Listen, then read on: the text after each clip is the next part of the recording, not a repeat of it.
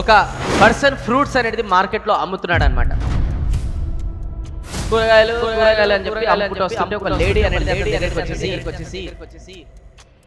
ఇవెంత అంటే వాటి ధరలు ఒక రేట్లు అనేది చెప్పారు. సరే రేట్లు అనేది బాగానే ఎక్కువ ఉన్నాయి, కానీ నాకు ఒక పని చేయి, గివి కొంటా గివి ఫ్రీ అన్నాడు. నేను ఇయ్యా మేడం. చూడరాదు వస్తాయి, ఇది కొంటా గివి ఫ్రీ. ఇయ్యలేను మేడం,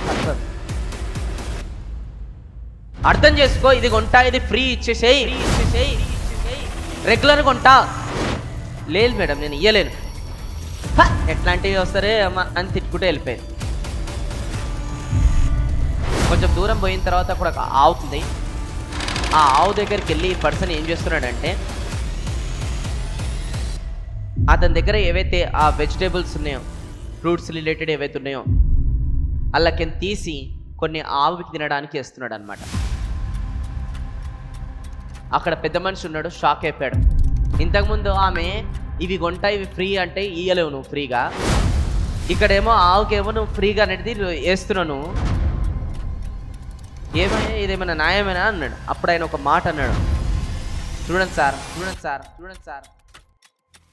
ఆమె ఫీమేల్ ఎవరైతే ఉన్నారు కదా, ఈరోజు ఆమె స్వార్థం కోసం ఇది కొంటా ఇది ఫ్రీ అన్నది. సరే నేను ఫ్రీ ఇచ్చినా కూడా రేపు మళ్ళీ నా కోసము వెయిట్ చేయదు, నన్ను గుర్తు కూడా పెట్టుకోదు హెల్ప్ చేసినందుకు. కానీ ఆ వాటగా సార్ రోజు ఇది నా కోసం వెయిట్ చేస్తుంటుంది. ఎప్పుడెప్పుడు ఈ పర్సన్ వస్తాడా, ఎప్పుడెప్పుడు నా కోసం తిన్నీకి వేస్తాడని రోజు వితౌట్ ఎక్స్పెక్టేషన్స్ ఏం లేకుండా కూడా అన్కండిషనల్ అవుతూనే ఇది వెయిట్ చేస్తుంటుంది సార్. ఇది ఏదైతే ఉందో ఎన్నోసార్లు నాకు కొన్ని బాధలు వచ్చినప్పుడు కూడా షేర్ చేసుకోవడానికి ఇది నాకు సపోర్ట్ చేసేది సార్. అందుకోసం నేను నీకు ఇస్తున్నాను నేను. ఎందుకంటే కొంతమంది అలాంటి మనుషులు ఉంటారు, ఇప్పైనా మనం హెల్ప్ చేసినా కూడా దాన్ని డైజెస్ట్ అనేది చేసుకోరు, ఉల్టా మన గురించే వెళ్ళి పబ్లిసిటీ చేస్తారు, వీళ్ళు ఇది చేస్తారు అని చెప్పేసి అందరికీ వెళ్ళి మన గురించి నెగిటివ్ అనేది చెప్తుంటారు.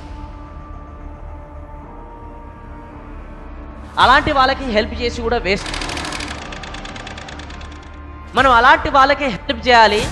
ఎవరైతే మనం హెల్ప్ చేసిన తర్వాత మనం ఎక్కడున్నా మన గురించి పాజిటివ్గా తలుచుకొని మనం ఆల్వేస్ బ్లెస్ చేస్తుంటారో, ఇంకా మన సర్కిల్లో మొత్తం గురించి పాజిటివ్గా చెప్తుంటారో, అలాంటి వాళ్ళకి హెల్ప్ వద్దన్నా కూడా మనం అడిగి మరీ చేస్తుండాలి.